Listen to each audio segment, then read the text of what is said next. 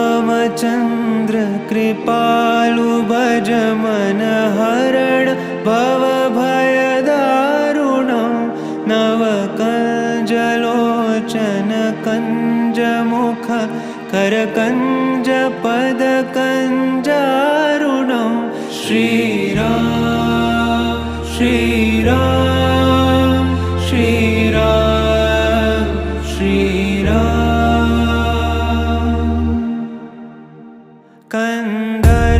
कन्दर्पगणित अमित छवि नवनील नीरद सुन्दरं पटपीतमानहु तडित त्रुचि शुचि नौमि जनकसुतावरं श्रीराम श्रीराम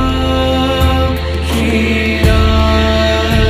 श्रीराम भजु दीनबन्धु दिनेश दानव दैत्यवंशनिकन्दनं रघुनन्द आनन्द कंद कौशल चन्द दशरथ नन्दनं श्रीराम श्रीराम श्रीराम श्रीराम शिरमुकुट कुण्डल तिलक चारु दारु अङ्गविभूषणम् आजानुभुज शरचापधर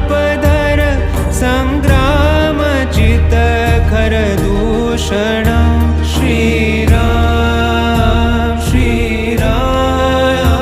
श्रीराम श्रीराम इति वदति तुलसीदास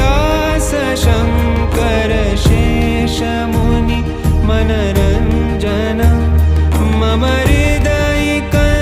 हृदयिकञ्जनिवास कुरु कामादिखलदल